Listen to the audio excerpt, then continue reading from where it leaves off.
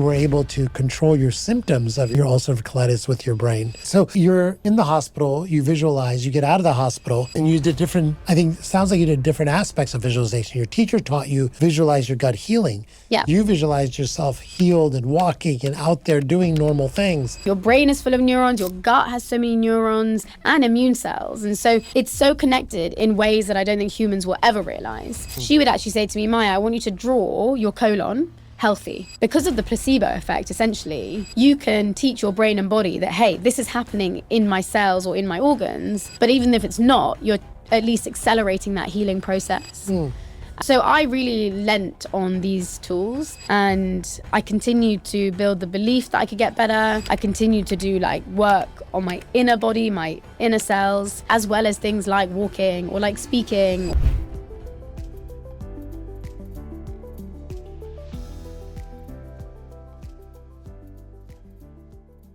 Maya, thank you for coming all the way from London. It was so fun meeting you there. Yeah, thank you. I'm very excited. I know, even to make it happen here, it's meant to be. Yeah, so for the listeners of the podcast, I met Maya at a dinner that I hosted in London when I was there to do Dr. Chatterjee's podcast. And you're one of the people I wanted to meet because I was following your social media, and I loved the message that you put out there about visualization.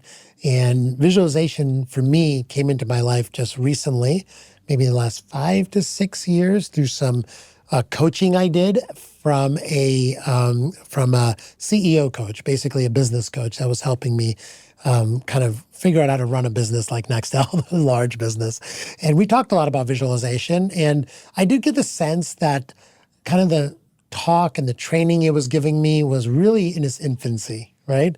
And you've really put together, I think, now a book, right? And a program and a format around visualization that could be very useful to many people.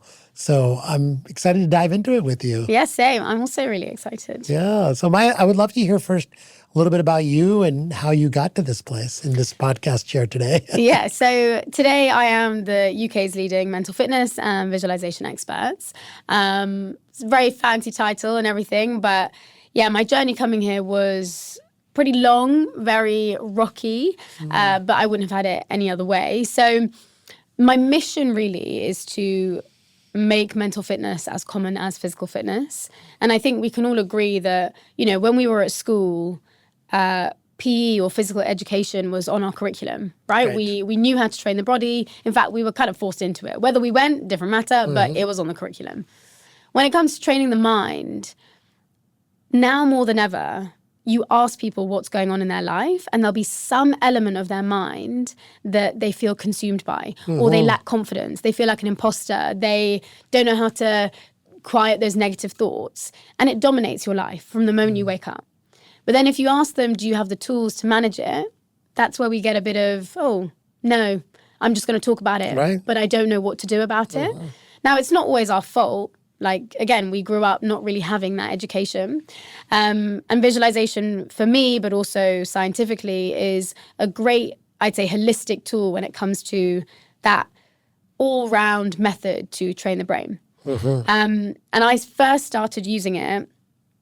So when I was diagnosed with ulcerative colitis, when I was about 15.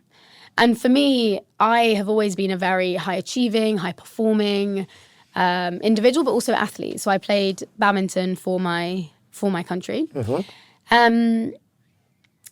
But colitis, which is an inflammatory bowel disease, gosh, it's crippling on every level. Physically, emotionally, mentally, spiritually, everything. It takes out all the light. All the light that you can have in life, all the joy, all the confidence, all the hope you have for your future. Because my days were just, I was going to the toilet like 40 times a day. I'm on 65 tablets every single day. But I'm also going to India, America, France, England to try and find the best treatments I can. But unfortunately, I guess just there was no medication that was keeping the disease at bay for me. And so it was in hospital where I basically first started using it And it wasn't because I knew I was doing it. It was kind of by mistake. But I was mentally rehearsing me walking again, just in the hospital hallway. Okay. Because I hadn't done it in a while. So I needed to like understand what it felt like. So you were in bed for a long time. A long time. Kind of like in and out. But at this point, it was about, I'd been there about for 9 days, 35 kilograms at the age of about 18. So weak, right? Very, very weak. And mentally as well, everyone's telling you that, Maya, you will be like this for a while. And, you know, you're weak and you can't do this, you can't do that. You're just hearing that all the time. Right. And so in my mind, I like saw this just for like a minute. And when I opened my eyes, I was like, oh, what if I could actually just walk again and like feel it and feel human again? And the brain is interesting because naturally it will push you a little bit to then be like, well, what if you can run? What if you can now see yourself at uni or back home again? And so I kept doing it every chance I had. So you never heard about it. You just kind of just started doing it, right? Exactly. Interesting. And then it was only after hospital that I was like, something clearly worked in that way, like something I was doing with my mind. And that's when I started researching everything from meditation to, yes, breath work. But visualization was this tool that the more and more I got into, the more techniques I learned, the more I was practicing it. And then I had my own teacher who showed it to me in a very different way. She would actually say to me, Maya, I want you to draw your colon healthy or pink. I was like, that's really weird. Yeah. But I did it. And I stuck it on my wall. So every morning I would see this. Then she said, close your eyes and go inside your colon, like visualize yourself in there and start healing all the cells, all the things.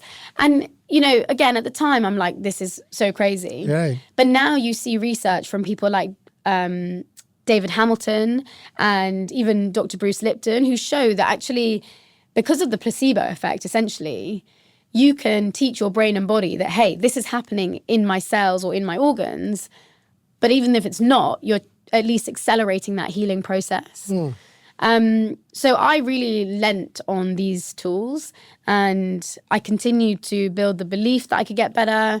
I continued to do like work on my inner body, my inner cells, as well as things like walking or like speaking or, and it's funny because, you know, I sit on this chair and I'm doing this podcast, but there was a time where if you asked me to sit in one place for more than like 3-4 minutes, I would be sweating, I'd be panicking because what if I needed to run to the loo? Wow. I'd have an accident, I'd be wearing a nappy. Wow. But people never saw that part of it. Yeah. You know, partly I hid it, but partly when you have this invisible illness and it's chronic, you just, no one can really see it. Right. And I love the quote that's like, health is a crown worn on healthy people that only sick people can see. Yeah. And that was literally my life. Wow. That's amazing. And, you know, you say you're sitting here now and doesn't look like you have irritable bowel disease. And I'm a surgeon, so I've done tons of surgery for people that had irritable bowel syndrome. Yeah. And, specifically ulcerative colitis and Crohn's. Yeah. Horrible. You know, when you have to go for surgery for this, it's horrible, right? And so, did you have any surgery for this, by the way? No, so that was my last option. Yeah. And the first thing I will say is I appreciate all the doctors and surgeons. I think what they do is incredible. I think for me, I was 17 when I was told I needed to do it. And it would be removing the whole colon and getting the stone back because I had pancolitis. So it was like everything. And I had that risk of rupturing my colon if I kept going because I was on so many steroids. And like, I cannot explain this. There was just something in me that was like, Maya, don't do it. And I don't know why. I think if I was a bit older, I think I would have been more open to it. But for some reason, being 17, it's like my life hadn't really started yet. And I didn't feel like that was gonna be the outcome. And I had to fight it. I really had to fight my own doctors. And I think that wasn't easy, but I guess it was just part of the journey. Yeah. But yeah, it's not life-threatening because, you know, it could kill you. It's life-threatening in the way that it changes your life completely. Yeah. Completely. Yeah. the way you go to the toilet, the way you eat, the way you interact with friends, your partners. Right. Could be very lonely. Oh, it's so isolating and so shameful, because for me, it's like when you're that age, no one's talking about going to the toilet. No. And at this age, my friends are like finding their first boyfriends and there I am, having accidents in class. It was just such a paradox of what my reality was. But no, today I can genuinely say I am the healthiest I've ever been. And it's not just because of the mind. I'm also very clean with my diet. I also remove a lot of stress or toxic people, things from my life. Your emotions play a huge role. But more than anything, I spent a lot of time learning about my body, learning about what it was saying to me and perhaps why there was pain or what I was doing that maybe led to pain. And that language of the mind and body is fascinating, hard, but it's really, really worth it when you can figure it out. So no, I haven't had symptoms for, at least 5.5 years now. That's incredible. And I genuinely believe that this is not a disease that I have. And some people may say to me, even the other day on Instagram, someone was like, Maya, I think you're a bit naive for saying that, you don't have this disease anymore. And maybe. But, like language plays a massive role. It does. The more I say I've got a disease, the then more I'm going to you believe make it, happen. right? Exactly. Exactly. So I'm okay with telling myself that I am the healthiest I've been and I do not associate with the disease anymore. I'm happy to say that because I genuinely believe it. But that was a massive process to get here for sure. Yeah. I think, first of all, there's quite a few things about the gut in particular that, I did surgical residency. We learned everything about ulcerative colitis. We were told it was an uncurable problem, right? And the only way to treat it is either with surgery or with very, very harsh immunosuppressive medications. You were on steroids, but there's even and harsher. immunosuppressive. Immunosuppressants. As a kid, I was on everything. I was on all of them, all the infusions. Yes. All of it. Oh, my gosh. And I think we're just now learning there's such an incredible connection between the brain and the gut that we had no idea existed. There's, number one, the vagus nerve is the nerve that connects your brain to your gut in multiple points, hundreds of thousands of points. And this is a two-way communication nerve between your gut and your brain. And secondly, your microbiome is constantly sending signals, and so is your gut. Your gut is actually an endocrine organ. It's sending signals all the time. One of them is GLP-1 that we know about as well. And so there's more than any other organ in your body, your brain and your gut are so interrelated. So to me, it's almost not surprising, knowing what I know now, that you were able to control your symptoms of your ulcerative colitis with your brain. It's less surprising than it used to be, Yeah, and I'm pretty sure like the gut is filled with neurons as well, right? Absolutely. And so you can just, your brain is full of neurons, your gut has so many neurons and immune cells. And so it's so connected in ways that I don't think humans will ever realize. And, something that it's only in hindsight I realized that one of the things I was told when I was really ill was have probiotics. Right. Obviously, it makes sense. But what was fascinating? The probiotics did nothing for me because it just couldn't absorb anything. No. And that's when you realize that your gut has to also be in a very calm and good condition for you to actually benefit from some of these things. Now I love my probiotics and they're great. But at the time, that is not what my gut needed. And so even just understanding that there's no point giving it all these different things if actually it doesn't know yet if it can absorb it. And, one of I'd say it was the scariest treatment was like a fecal transplant. And at the time, it wasn't like legal as such in the UK, but there was one lab that was doing it. And that really was fascinating to me because to think that you could have a donor where your body would then replicate that bacteria. I mean, the science is pretty amazing. Pretty amazing, yeah. And I remember asking my surgeon, why can't we just do a colon transplant? Yeah. He was like, Maya, I don't think you understand how many neurons and cells and, links there are. You just can't, it'd be very hard to do that. And I think it was, we're still researching so much in the space and Right. with the gut especially, which I'm so thankful for, because I think more and more people are realizing that putting that plaster on, which is just medication, isn't always the best thing, because you dampen that connection between the Yes. two. So it's much more harder to heal maybe. Right. So you're in the hospital, you visualize, you get out of the hospital, and you did different, I think it sounds like you did different aspects of visualization. Your teacher taught you visualize your gut healing. Yeah. You visualized yourself healed and walking and out there doing normal things. And do you think that, obviously you think that this had a direct effect on your journey and your health journey, but how long did it take for you to get better? And like, was that the only thing that you were doing at that time before you got better? Yeah, I think so. Anything with the mind, I think we've got to think of it just like the body, where you don't get abs overnight, you don't lose weight overnight. So in the same way, with the mind, it was all about reps. But I dedicated so much of my time every day, maybe like 4 hours a day.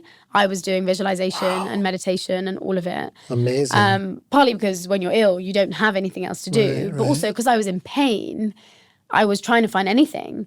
And one of my most creative, I guess, visualizations was when I was in a lot of pain. It's like, I always used to describe it as piranhas like eating my colon. And so I actually did that in a visualization. I would close my eyes and I'd see these piranhas eating.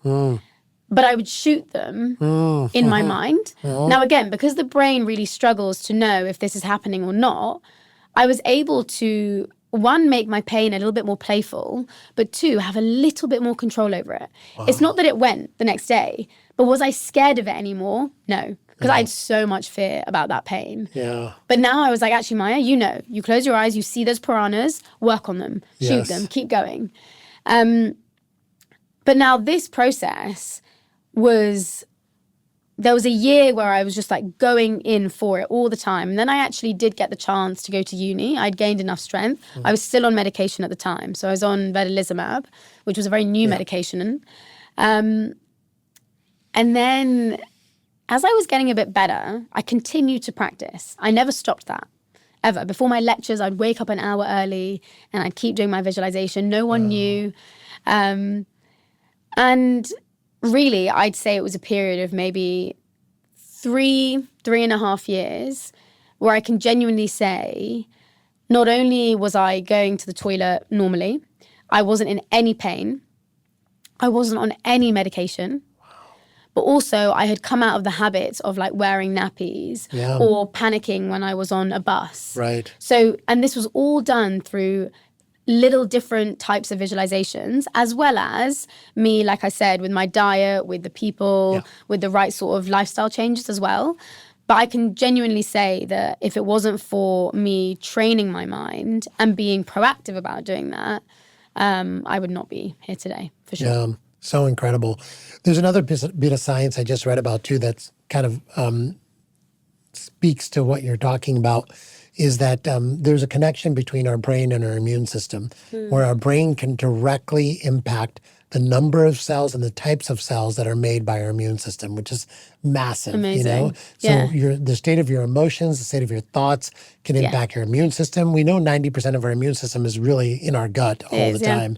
And so I think there's also that aspect as well of the brain immune connection. I was in Amsterdam recently and I was with Marissa Peer, who obviously does a lot of hypnotherapy. And she was saying that there was a new study that showed that people who were doing IVF, when they visualized that embryo like kind of like blossoming and it working, the results were 60% more successful. 60%? And I was like, no, that's not true. The study was done in Israel. Wow. It was really interesting. Yeah. And I was just like, why are we sleeping on this? Now, I'm not to say that like, it's the absolute solution to everything. But what I can say is, what's the harm? Right. there's zero harm. There's zero.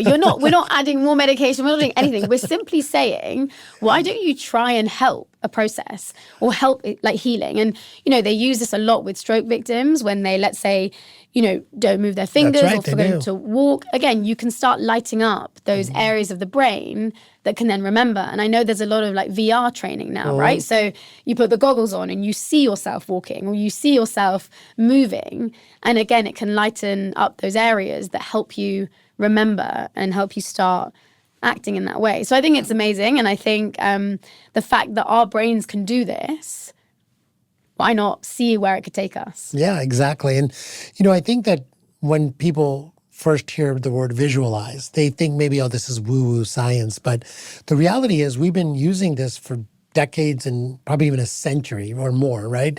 Humans have, like you said, they visualize after a stroke movement to gain their motion back as part of therapy. We've been using that for a long time. Athletes for many years now have been using visualization to improve their game, and athletes will attest all the time that basketball players, when they visualize making a basket, they make more baskets. We have studies like this that show visualization impacts embryos. And we also, there's so many example after example. So visualization, even though it wasn't called that per se, has been used a lot. And I think it's great that, you're bringing this more to people's forefront of their thoughts by giving it a term, giving it a definition, and educating people on what is visualization. So I'd love to hear from you, what is your definition of visualization, and are there different types of visualization? Yeah, so it's a great question. So visualization is the process of creating images, environments, and feelings in your mind before they've happened. Now, that can be as small as moving your fingers. It can also be as big as you on a tennis court playing a match. But it can also be your goal, something you want to achieve. Now, when you ask about the different types, most people associate visualization based on where they've heard about it or where they've used it, right? So medicine and sport are two areas that it's very prominent in. These days, people only talk about it in terms of manifestation. Yeah. Which I get a little bit frustrated by, because I think that gives it a little bit of that woo-woo label to it. So the best way to see it is it's a neurological mental training tool. One, we have outcome visualization, which is where you see a result in advance.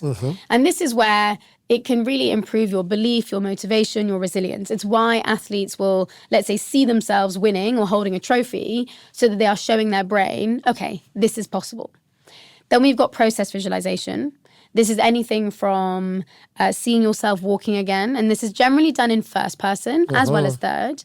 But you're really taking your mind and body through that mental rehearsal, the way you move, the way you talk, you're hearing it. So I do this a lot for public speaking, and it's literally taken me from just an average public speaker to now the leading one in my space.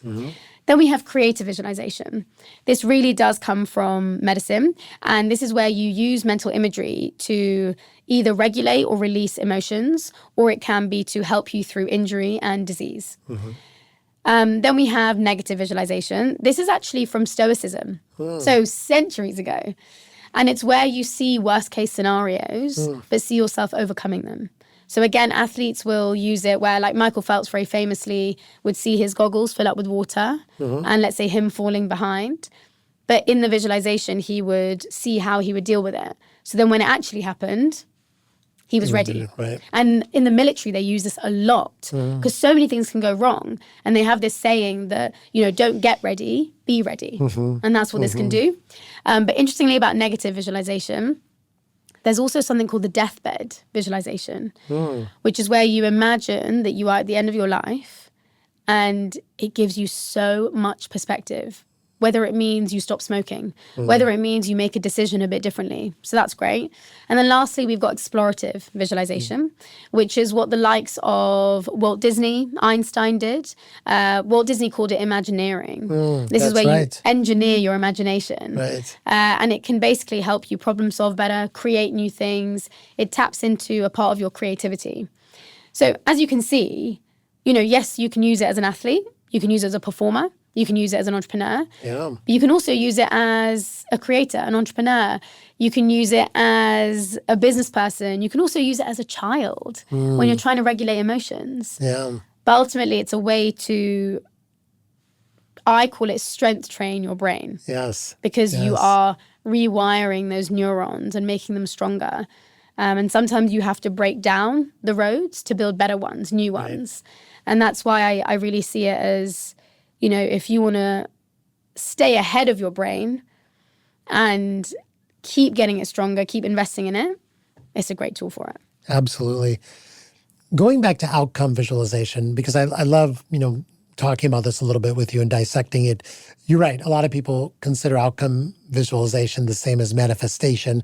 And I think manifestation gives it a woo-woo kind of a aura, because people assume manifesting means a genie popped out of a bottle and gave something to you, right? Exactly. The way I look at manifestation is more of outcome visualization, removing my own mental blockings and fears to getting to an outcome that I want, right? And so if I imagine myself in an outcome that I want, and I can see myself there in reality, my day-to-day choices won't be blocked by the fears of pushing forward towards that outcome. Is that kind of how you're looking at it, or does that help?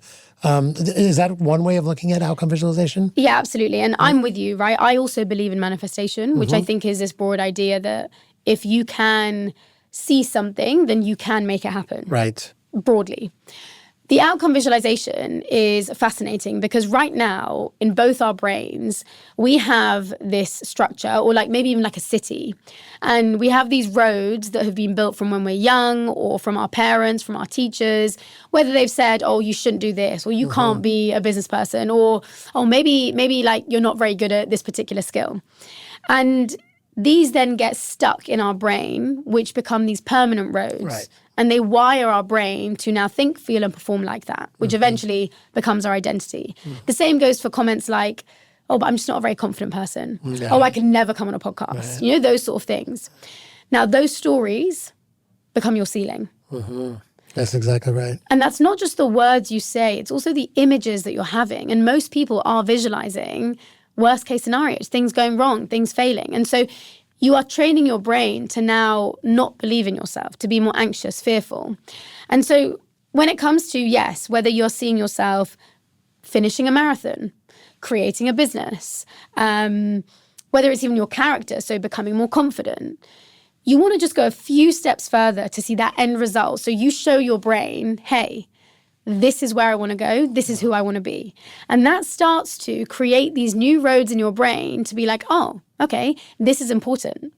And then the more you do it, the more you keep repeating, that's when you can wire new roads.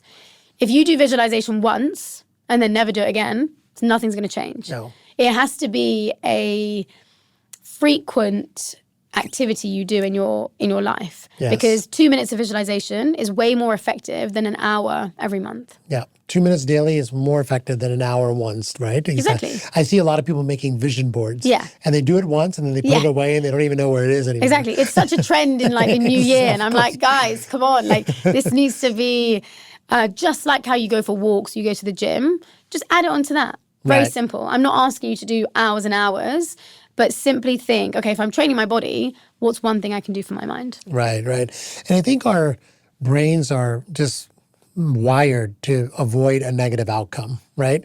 And so if we even have an inkling that there's a negative outcome, we won't take actions towards an outcome that we want because there might be a negative outcome, right? And the visualization done on a daily basis trains your brain to look more at the positive outcome versus the negative outcome. And to your analogy, form the road a different direction, different way. Yeah, absolutely. And you're so right. I think so many of us think our brains are there to think, but it's just to keep us safe. Exactly. And so if anything ever feels unfamiliar or too far away or not very possible, then your brain will immediately tell you, don't do it, or you don't deserve to be there, or you're an imposter. And so then you're right, that story we keep telling ourselves remains. And I think it's also really important to just see that your brain is the physical structure of those, or of the neurons and the connections. But your mind is the things like your thoughts or how you think. And actually, we have way more control over our mind than we assume. It's quite hard to just go straight to the brain because that's where those connections are. But if you can start training your mind, training those thoughts, being able to maybe catch something and think, actually, is this true? Then you can start to actually change the structure of your brain, which is amazing. Amazing. It's so amazing. Yeah. And we've all known now in the last, 10, 20 years, neuroplasticity is happening all the time. All the time. All the time. Right. You take one different road or you eat something new. It's always changing. So why not give it the direction you want it to change in? Yeah. And that's really cool. Your brain is always changing. You be the one to show it where to go. Yeah, exactly. One of the things on neuroplasticity that I find fascinating is that an event doesn't have to happen in reality for neurons to get wired towards that reality, Exactly. right? You can just think of an event, imagine an event, and this goes to your process visualization too. Imagining you making that basket and every motion your hand is going to take towards the basket will wire your neurons to making that happen. It's almost like you've done 1,000 reps, but you've only maybe done 100 in the gym and 900 in your mind. It has the same benefit as far as actual connections between the neurons go. Absolutely. And they've shown this, right, with piano experiments, when, you being able to learn how to play it. In fact, let's do something really small. So if you just want to close your eyes for me. Mm-hmm. Okay, and just imagine that you are in your kitchen and you walk over to the fridge and you open the fridge and you feel that cold waft of air. And now on the shelf, there's half a lemon. And you just hold it in your hand. It's quite cold. It's got that tough skin. And now start smelling it. Smell the fragrance of this lemon. Okay, now take the lemon and I want you to start squeezing it drop by drop into your mouth. As it touches your tongue, it's so sour, so tangy, so citrusy. Really taste it. Keep squeezing it. Maybe your cheeks are starting to tingle. Your saliva is getting a bit active. Maybe a pip is in there and it's a bit bitter. Go, really squeeze it, all of it. Okay, and gently open the eyes. Okay, so did you find that maybe your cheeks were a bit weird or you could taste it quite a bit? Yeah. Okay. Yeah, my mouth got drier. Exactly. So I always do this, just those 30 seconds to show you that you're obviously not holding a lemon, but yet your brain and your body react like you're doing it. Right. And I think what a lot of people don't realize is whilst when you are visualizing, yes, it activates nearly identical neural pathways, which is amazing. Your mirror neurons are also really fascinating because mirror neurons are, when you are watching someone else do something, your brain can also mimic it. And that's why I'll also tell a lot of athletes to either rewatch their performances or watch people who are better than them. Yeah. So that they can also start to light up areas where they see themselves playing better. So interesting. But now look at social media. We are literally mirroring ideas, philosophies, people's behaviors, whether it's reality TV. And then we ask ourselves, why am I a bit more aggressive? Or why am I acting up in my relationship? Because you are constantly mirroring the people around you, the TVs you watch. And that's why it's so important to know what you're feeding your brain. So one part of it is, yes, the neurons you are, wiring. But another part is just recognizing that you are mirroring a lot of what you see around you. And that's why I think it's interesting when, if you grow up in a household, you may find that you react similar to, let's say, how your parents reacted to stress or in arguments. We kind of embody the same traits. And it's a similar sort of thing because they are learning how to do that. Yeah. Wow. I find that the stoicism or the negative visualization is super powerful too. It's kind of like the opposite of this, which is imagining the negative aspect of something you want to avoid. But then you think through your brain and you wire the pathways about how to avoid that outcome so that you are stoic towards it. It's not scary to you anymore. And that's really interesting as a kind of a flip side of the coin to this, right? Exactly. And that is like a manifestor's worst nightmare, right? Yeah. To see the worst case scenario. But so I really learned this from Bob Bowman, who was Michael Phelps's coach. Right. And he would really instill in Michael to see every possibility that could go wrong or right. And Ronaldo's very similar. He will do a similar thing where he'll see, let's say, him losing the ball and how he'd then recover, things like that. And you really do go into the detail of it. You feel the stress of it. You feel the anxiety of it. But then, because you've shown your brain, this is how I'm going to react and this is how I'll respond, when you are there in the situation, it's muscle memory. So you don't have to panic. Yep. Now, I wouldn't suggest doing this that frequently. I would do it enough times where you feel ready and prepared, but not where it's a daily thing. The other place I've seen it really work quite well is, so I used to work with this, he was a VP at a tech firm and very high performing, but he had this one habit, which was smoking, especially when he was stressed. And so initially in our sessions, I tried to use positive visualization, so outcome and process, where we were seeing him healthy and really inspiring him to be this version. It didn't work. So I was like, okay, let's bring some other guns out here. So we did negative visualization. And this time I asked him to imagine 5 years from now, if you were smoking a pack a day, I want you to imagine what your health would be like. You going to hospital quite a bit. Maybe your kids not talking to you. And in that visualization, he was like sweating. He was like so scared of it. And since then, for 2.5 years, that fear has resulted in him not smoking for 2.5 years. Yeah. So it can give you that perspective as well. Right, absolutely. You mentioned emotional visualization. Can we dive into that a little bit more? Because that's something new to me. Yeah, so this really comes from the idea that a lot of us get our emotions a bit wrong. So many of us think emotions are the language of the mind, and we try and intellectualize them. Yes. We try and think, well, why am I feeling this? Or why am I feeling anxious? And how can I get rid of it? Emotions are the language of the body because it's energy in motion. It's literally just energy here. And really, so studies from doctors like Dr. Caroline Leaf has shown that you only really need 90 seconds to feel and release an emotion. But as soon as our stories come or our judgments come or stress comes in, it can stay in your body for years, for years. And so creative visualization is a way to basically see your anxiety or stress or sadness, anger as an image or a character or a shape. So I don't know if you've seen the film Inside Out. I have kids. I've seen it like 30 times. Right? And Inside Out too as well. Exactly. So Very good movie. Exactly. And that's kind of the inspiration. So you would, let's say, see anxiety as this like red fire in your belly. Yes. And it's like super hot. Now, instead of just trying to suppress it or run away from it or even question why is it here, what we would do is with your mind, you start pouring some water on it.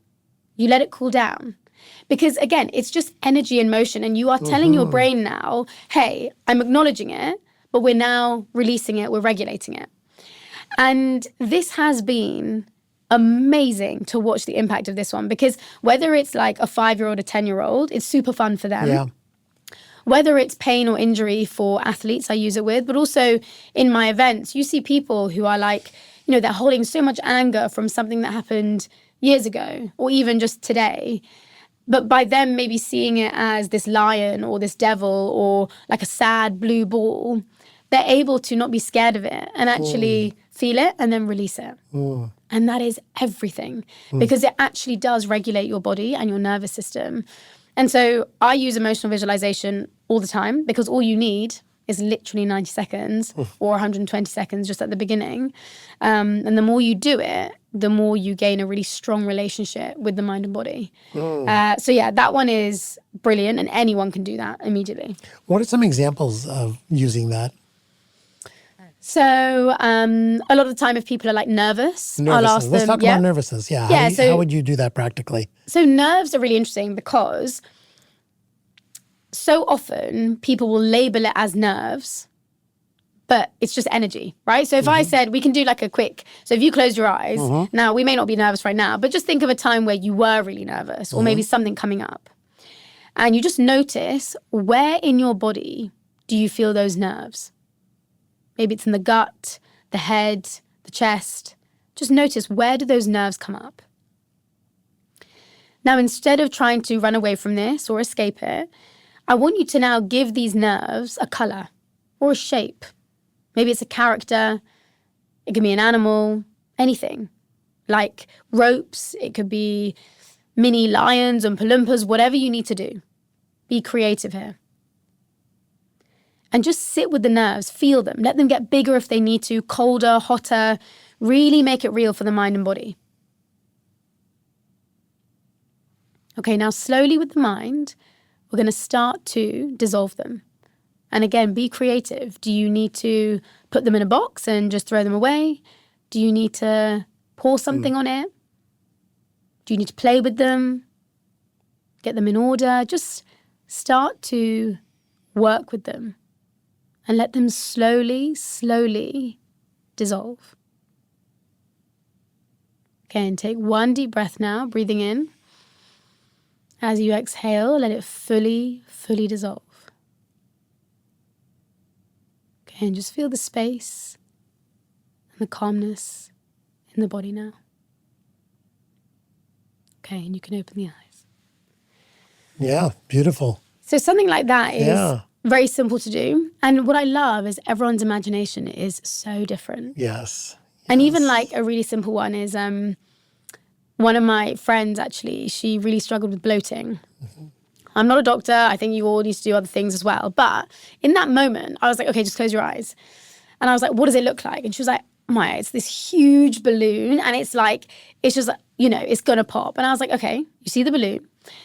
Create a little bit of a hole at that bottom and just slowly release air, really slowly. But see it as a balloon, not your stomach here. Yeah. And we literally took a few minutes doing it. But by the end, her stomach genuinely was not tight anymore. Wow. And again, because the brain can be so influenced by the images. For sure. And by what you are telling it to do. And so it's amazing how it can really assist and be such a catalyst to your health. So powerful. So powerful. It's harnessing the power of the brain to a level that, you know, most people never even access, you know? And, and we're dealing with all these things that we don't need to be, because there's this tool of visualization that could be a potential huge help. I think the key, like you had mentioned a few times, is the practice of it. It can't be a one-time thing. And so there needs to be a daily practice to make this super effective, correct? Yeah. Absolutely. And I think before even going to practice, I've got one question for the listeners, for you. Is your mind and your brain important to you? Because for so many of us, we don't even think about it. Therefore, it's not important to us. And so I don't even begin with routine stuff if people are like, oh, I don't know. Because, you know, imagine if you had to pay for your brain. Like, we would invest so much more in it to make it sharper, better. But because we take for granted this incredible, like, $1 trillion computer that we have here, we're like, nah, we just got it. Yeah. But, like, imagine if you had to pay for it. And do you know what's funny? More people know how to train ChatGPT than their own minds. Yeah, absolutely. And that's not okay. It's not okay. So that's my first question. Is it important to you? Then my big thing is start tiny. Start so small that it's hard not to do. Mm-hmm. And I think one of the best things, because mental fitness is so linked to performance and physical fitness, try and add it to something physical you do. If you go for a walk in the morning, just before you go, try it, or just after. The best time to do it is the morning because the brain is most suggestive. But then interestingly, neuroplasticity is really at its most active when you're sleeping. So I don't mind if people want to do it at night, but I think when you're going for like goals or your performance, you can feel a bit hyped up instead of ready to go to bed. So things like visualization for gratitude or emotions are really good at night. But I think in the morning, for the ones that are a bit more for your performance and your thinking, your feeling, then I would do it just as you wake up. You're in this very suggestive mode, and the images and the affirmations and the kind of things you are telling your brain are going to stick a little bit more. And I would just start with, if you can, between 5 and 6 minutes. If you can, that's optimum. But if you really can't do that, go down to 2. and just become the type of person that can do one thing for their brain every day. Become that person first, then build it up. Because I get so many people saying, oh, no, I don't have time for that, or tried a bit of meditation, didn't work for me. That's all going to get in the way then. So get into a routine of just putting aside those 2 minutes and then build it up from there. The other thing I'd say is when it comes to routines and habits, there's a lot out there about it. And I think for me, it just comes down to having compassionate discipline. There are going to be days you can't do it or you won't be able to do it. Okay. If you miss 1 or 2 days, don't panic. It's when you start to miss 5, 6, 7 days, that's when I think just take a step back and be like, whoa, I need to be a bit more disciplined here. And you won't be motivated all the time to do it. You just won't. But actually, if you can rely more on this is my system, this is my discipline, that's going to be more important. And I think the last thing I'd say about this is that with anything mental, what I've heard most is that when you're doing it, it's not like your life suddenly changes tomorrow. Yeah. But when you stop doing it, you really do notice the changes. And I think that's interesting. It's like when you stop doing the practice, you'll realize, oh, my imposter syndrome comes back, or I'm just feeling brain fog. And so a lot of the time, it's a maintenance thing as well. And specifically with, let's say, these visualizations in the book, I would suggest having a non-negotiable, which is outcome and process visualization. And then you can add things like creative or negative a bit more sporadically. But you want one solid one, just like you do a bit of cardio and strength training, same thing. You stick to one that you repeatedly do, and then you can add the other ones as like toppings. I love the fact that you have to decide to make your brain a priority, right? You're right. We go through our life thinking our brain is us and we are our brain and it is just there, right? And we forget that the brain is just like any other organ in the body. If you take care of it, it'll function great. If you don't, it won't function so great. Yeah. And I think it's a bit like the gut, right? Nowadays, you hear so many people understanding it. And I think mental fitness is probably where physical fitness was in the 60s. Yes. We're really far behind. Yeah. And interestingly, we've jumped straight to brain health. We've jumped straight to take this pill to have a stronger brain, which is fine. But I'm quite curious as to see, like, well, why don't we want to put in the work to train it a little bit? But I think it also shows what society, I guess, what's easier, right? We'd rather take a pill than say, no, I'm going to invest 5 minutes of my day into this. And it's like no fault of anyone's. I think we do live in a world where it's like we want results yesterday. But I think if you want sustainable change, then ultimately you have to be the one who can take ownership and control over your thoughts and your mind. Yeah. I think people always want a shortcut, right? If there was a pill to avoid going to the gym, people would take it. The gym, I think there's more people going to the gym training their muscles than their brain because you can see the results of going to the gym, right? Yeah. It's a little bit more, I would say, you can see it in the mirror. So it's more visual. You can see the process. But to your point, I think brain training, of which I've done gratitude practices. Love it. Just like, you mentioned, you don't feel it at all until you stop doing it. And then you're like, why am I so grouchy today? Why was today so stressful, And so I feel gratitude is probably another form of visualization. 100%. Right? Yeah. It's like the best one. I love this one because I think a lot of people say like, oh, let me just write down my gratitude list. But when you really feel it and you go in your body to feel it, it's a whole nother state. And when you are grateful, your brain literally can't think of anything else. It's amazing. It's such a powerful state. So all I'd say is if you're already doing a bit of a gratitude practice, just take one moment to then close your eyes and feel the gratitude in you. And create that image. Create like a light or a color or a shape, but feel it, let it get huge, and then bring it back. Yeah. And it really shows you how actually you, again, are the one who has power over your emotions. Yeah. And what's funny about the gym? I was speaking to someone the other day who was like, I go to the gym for my mental fitness. I was like, oh, okay, like, what do you mean? She's like, when I go on a run, that sorts it out. I was like, okay. And then what happens after? Do you get the same thoughts coming up again? Do you get the same, stories that sabotage you? She's like, yeah, why? I was like, because this is the problem, right? Going to the gym is so brilliant for the mind. It's so brilliant, right? Exercise has shown time and time again that it is great for neuroplasticity, but also brain health. However, it is not enough on its own.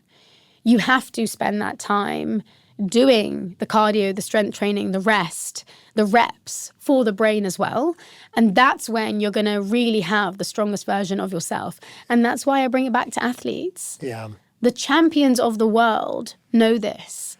They know that the physical training is one aspect, sure, then nutrition, then rest recovery. But the mind, when you are on that court or that pitch, or, we were talking about the Mamba mentality, the mind is everything. That is the differentiation between good and great and sustained greatness. Right. And all of us can achieve that. Yeah. All of us. That champion mindset is within all of us. But you've got to go out your way to build it. You can't just wait for life to make you do it. Right. You can take action literally today. Yeah, and it takes the reps, but it takes also the decision that you're going to make that happen for sure. Yeah, absolutely. Is for every different type of visualization that we talked about today, is there a different technique to get there, or is it pretty much the same technique that can be applied to all of the different types of visualization? To be fair, they are all quite different because, with creative visualization, I'm really asking you to be quite imaginative. And it's funny when you get, 60, 70-year-olds coming up with these like little characters in their body, but it's playful. It's pretty amazing. So that one, you're really using your imagination. Something like process, it's way more in your first person. So you are imagining yourself actually there. You're feeling the sweat in your body. And so that's a little bit more different because of the perspective you're going in with. Outcome, again, what I find interesting about outcome is some people get more stressed if they're thinking 5 years in advance. So again, you've got to know your brain to be like, actually, 2 years is good enough for me. True.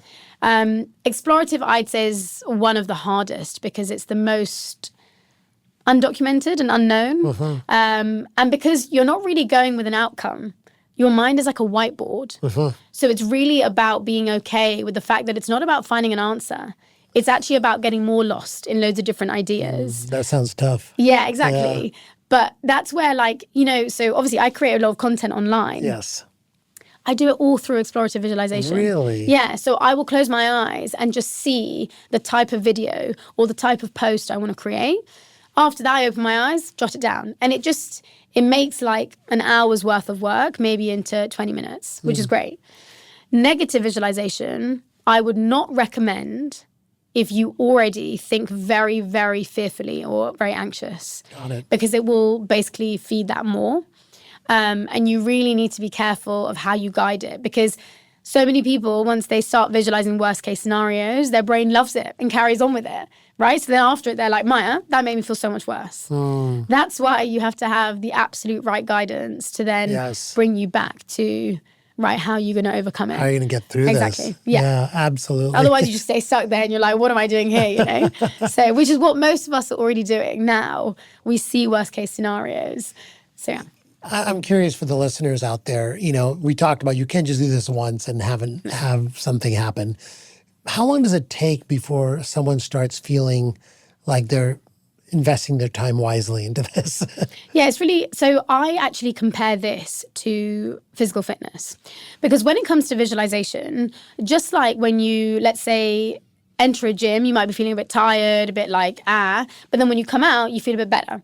You are going to have a similar sensation when you immediately finish a visualization. You might feel calmer, you might feel more relaxed, maybe you feel really inspired, motivated. Great.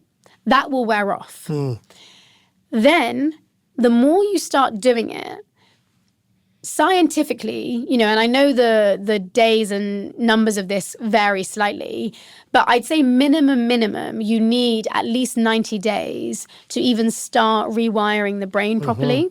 Because again, you're going to be fighting a type of resistance in the brain. Right. If it's used to a certain way of thinking or feeling, then it's absolutely going to be like, hey, no, I want to think like this again. And so it's going to be about, no, keep showing it the right road. But after like 90 days, you will start to see things like, oh, hey, maybe I responded a bit more calmly in this situation. Or you know what? I did this presentation and I felt totally in flow and I performed the best I can. So give it minimum 90 days. But then the other thing I'd say is, the good thing about visualization is you can also add day-to-day performance cues. Things like maybe, what would Maya 2.0 do here? Or if you need to in that moment do like a 90-second creative visualization. Let's say you're at work and your boss made you angry. Cool. You know you can take that time and you've got that toolbox. You can go and do it. Right. So for really long-term success and change, you want to see this as a lifelong journey. And I would switch the question into not how long does it take, but think however long it takes. Because if your brain is important to you and you understand the cost of being controlled by your mind, then you will fall in love with the journey of every little subtle win that you see. It's amazing. Yeah. It's amazing. Yeah. And like, I used to be someone who got consumed by my emotions. Sure. But now I genuinely am so grateful of how like emotionally fearless I can be. I can feel so fully, yet it doesn't direct my behavior. And that's so key in the world we live in. Absolutely. I mean, just the amount of power that you've experienced in your own life, reversing your colitis, having control over your emotions, going from someone that was fearful about sitting in a bus to now sitting in podcast chairs, and it's just amazing. I mean, what do you think about it though? Because like, I remember going back to my doctors, talking to them about this, and I do get laughed at a lot. And I don't know, I'm sure you hear many stories that, we can, whether it's reversing, whatever language we use, but there are so many ways to do that. But I find chronic health specifically interesting, right? Because the root causes are fascinating, whether it's emotional, whether it's lifestyle. But do you find that more and more, like obviously with this background of being a surgeon, as well as maybe seeing the potential and power in the mind in other ways, like what's your opinion on it? My opinion is this. I think there's so much that we don't know about the brain-body connection. Yeah. And it's unfortunately beaten into us in medical school, traditional Western medicine, that there is no brain-body connection that's going to help the individual fight a particular disease process. And it's done that way for a reason, because you need to find the solution for the problem. And if you rely on a mind-body connection, then the problem will almost always get worse, right? Because most people do not have any mastery of their mind, never mind their mind-body connection, right? Yeah. And so I think there's a natural hesitance built into the system. And I also think that there's, it's there for a reason. It's because you are trying to save lives and you're trying to treat emergencies and problems, right? And the Western medical system was never built to reverse chronic diseases. Yeah. Okay? So the way I look at it is that we can use it as a tool to reverse chronic disease, but use it responsibly. Yeah. And a big problem I see out there is there are charlatans out there that convince people that they can cure their cancer with visualization. Yeah. There are charlatans out there that convince people that they can cure, diseases without getting treatments, and people end up dying because they followed the advice of someone that was trying to sell them on visualization being the cure. And people get desperate. When people have cancer, when people have an incurable disease, they get desperate and they seek out, people to guide them in an alternative direction because the Western medical system tells them a fate that they don't want to hear. So true. That is so true. I did everything. I remember that. Yeah. You do get so desperate. Yeah, you get desperate. And, I think that as long as you look at it as one of the tools that you can use concurrently with some of the traditional tools as well, so that you're not missing out on the traditional benefits while you're using this tool. Unfortunately, the mindset in Western medicine is that when you're on a pill, when you have a disease, when you get diagnosed with something, that you will have it forever. Yeah. Right?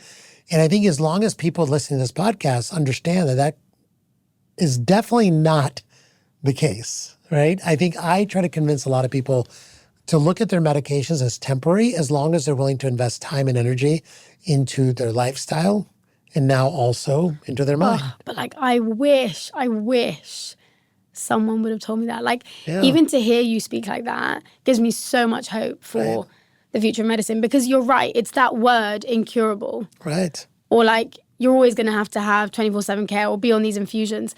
We don't realize how damaging it can be, because you take it as fact. And I just love that you said that. I totally agree. That's why I don't use the word cured, because it's like, it was a huge catalyst for healing and for getting better. But there were so many other things at play. And it's not like, okay, as soon as I did it, I just came off all my medication. No, It was a slow process and a slow understanding of what is it like to be in my body right now. Yeah. So I love that you said that. And I think, just like thank you for the work you do and the approach you have to it. Because I think it's so important to be treated like a person, not a patient. Yeah. And that was like the biggest thing for me. Yeah. I think about myself 25 years ago, if I would have seen you, in the hospital and I was your surgeon, I would have said 25 years ago, you know what? You're either going to be in a lifetime of prednisone and biologics, or you need to have a colectomy and a stoma for the rest of your life. Those are your two options. Yeah. Choose one. And if you don't want to choose either one, good luck. And now I would say, I'm so glad I went through my own journey with this, because now I would say, to 18-year-old Maya, I would say, look, we're going to put you on this temporarily. We're going to work really, really hard. You're going to see a nutritionist. You're going to see a therapist. You're going to see someone to help you with your exercise. And we're going to get your lifestyle really dialed in. It's so important right now. And then I'm going to introduce you to the Maya of the future that's going to talk to you about visualization and how you're going to use your brain as – you're going to respect your brain, number one, and you're going to respect that your brain has powers that you don't even know about. And you can take these powers and use them to your advantage. And that's what I would say. I mean, like, that makes me emotional, like, hearing it, because it's like, no, but it is. Like, the words you said first were exactly what I heard. Exactly. Mm-hmm. Yeah. And I think it's like I remember that moment so well. And, like, to then hear, like, if I had heard something else, what could life have been? Like, and I think that's why it is, I don't take a day in my life where I'm not grateful. Like, even coming on the plane to LA, I always celebrate landing, because I'm like, Maya, there was a time where you were sitting outside the loo on a plane, like begging the air hostess to let you go inside. Because your brain is, as soon as the doors lock and everyone has to be in their seat, your brain is like, Maya, you now need to go to the loo. Yeah. It's so clever. Yeah. And so I think just like, even hearing that, it's like, it reminds me that even the doctors in our life, the people in our life, have a huge role on how we view something and our journeys in it. So, I think it's I have so much hope for the world coming forward. And I remember I read this book called Cured, and it's by a German doctor, and he went around the world, and he was saying that in medicine we have these stats, which is like, we've tested it on X many patients, right? And he was like, I want to find the like N=1, the patients that for some reason recovered. And he goes around the world, he goes to Brazil, he goes to India, Germany, and he finds them and he's like, what did you do? And what he found is so much of it came down to lifestyle, came down to maybe alternative therapies. And it was interesting because he's not saying like, this is the cure. He's saying, look how many different people have dealt with all these different things. Like there's not one answer, but there's possibility. And I just remember thinking, well, why can't I be N=1? Yeah. Why can't I also do that? Exactly. Exactly. I think the way the medical profession has come up to where it is right now, it is the most incredible thing, advances in science have happened in medicine, right? I mean, you look at the medications, the surgeries, if you get hit by a bus, if you get diagnosed with cancer, God forbid, we have incredible technology to help you. But all of that was developed through these studies, to your point, right? And what you did is you tested one chemical on one problem and you saw what worked for most of the people. And then that became kind of like, a dogma that this is the only thing that's going to work for this. But that's all based on this curve, this bell-shaped curve of people that, it worked for the average in the middle. And the N of ones were like, one or two, we call them standard deviations away from the bell shape, right? And so what did those people do is what you're talking about. And what if we applied those interventions to everyone in the middle? Maybe they wouldn't have needed that medication. And so just a different mindset in the way of thinking about health and wellness in 2025 that I think everyone needs to have this N of one mindset. In fact, I'm writing a book right now called N of one. Oh, I love, oh my gosh, that gets me. Yeah. No, but I think it's, when people say to me, Maya, like, you know, you visualize yourself walking, etc. You know, were you able to just do it?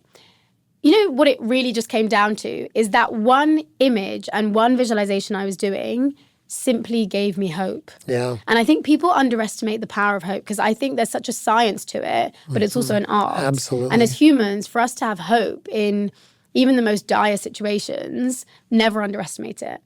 And just even being able to see myself walk. And obviously today, it's not so much about my health. It's more, can I see myself building the company I want to? Can I see myself being a Nike trainer? None of these things were even possible. They didn't exist. But I had to show my mind that, no, you know what? See it.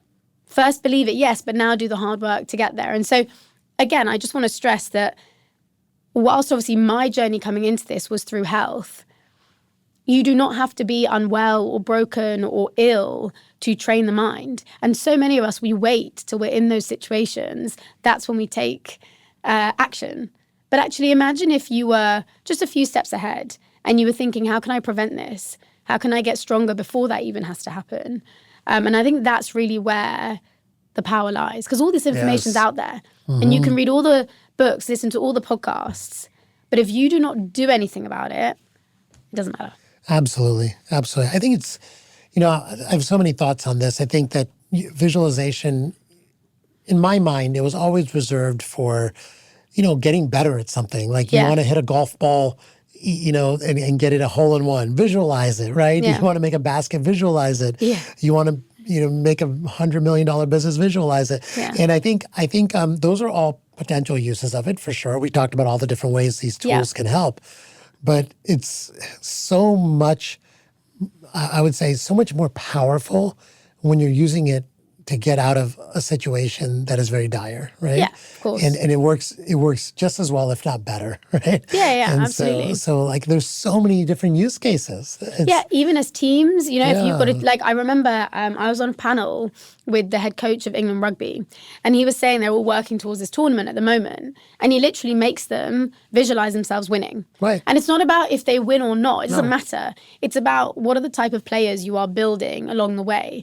And there's also this baseball coach, I can't remember his name, I think it's Andy something, and he used to train this team, and they had never been to the Worlds before, like the world competition. Yeah.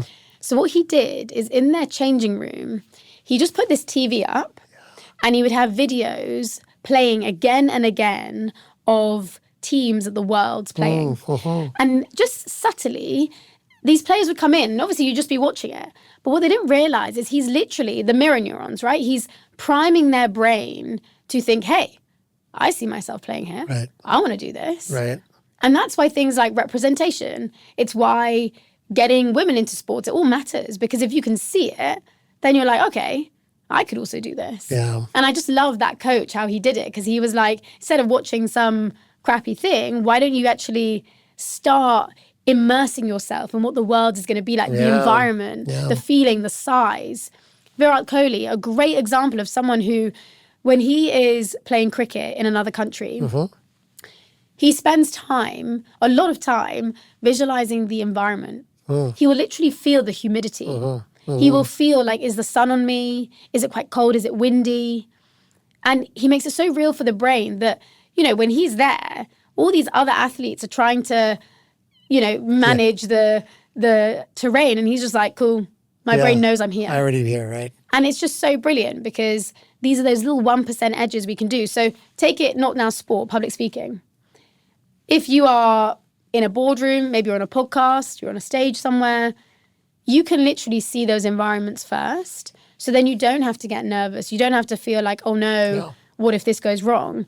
That bit is all taken care of. And so little things like that, we can just be a little bit ahead of.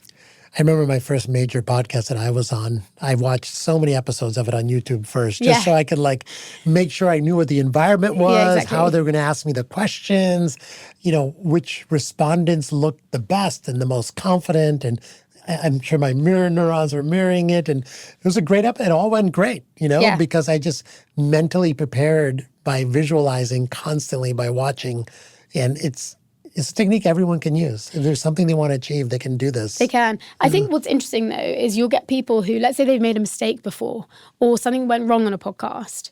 What the brain is really good at is rehearsing that again and again. Right. So it's like, I remember there's this athlete who she basically, unfortunately, tripped at the beginning of her race.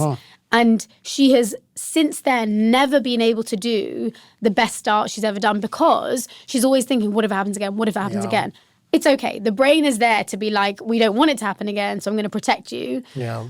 But it's moments like that where you can rewire those patterns. They don't have to be there forever. But because the brain is good at attaching to them, you get better at expecting that's going to happen. Yeah. So we have to be the ones to change that. Yeah. So powerful. Well, I am so... First of all, I'm so happy that we made this happen today. Same. So am I. Because I think this is such incredibly useful information for everybody. And I do think if you're a person listening to this podcast and you have the ability to influence someone else's journey, this is an incredible book for you to read, to give people these tools. Like, I think every doctor should read this book.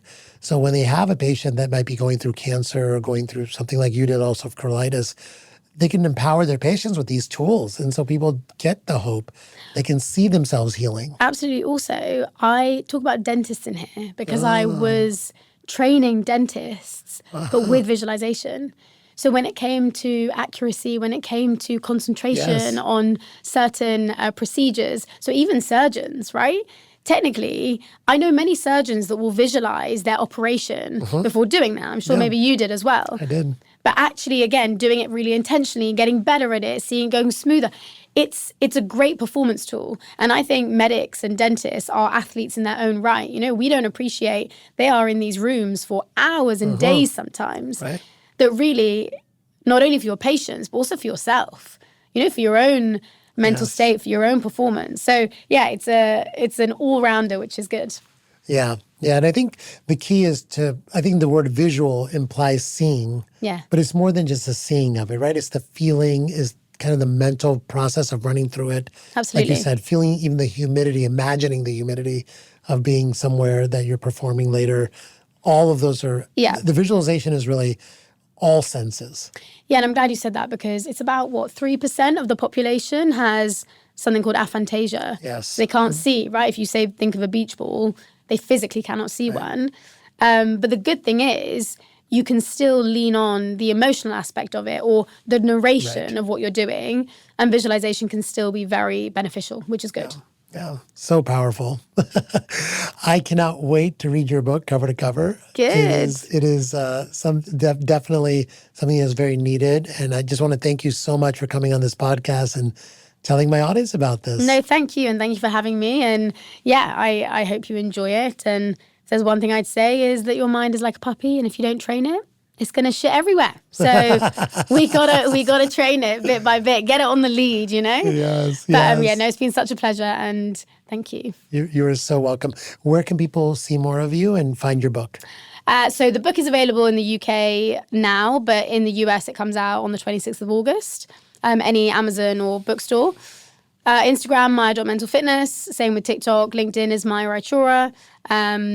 And yeah, I obviously coach a lot of athletes, C-suites, but even if you just want to have a chat about mental fitness, then I'm very happy to. So yeah. Fantastic. So the book is called Visualize and available August 26th in the United States. And we look forward to talking again to you sometime. Thank you.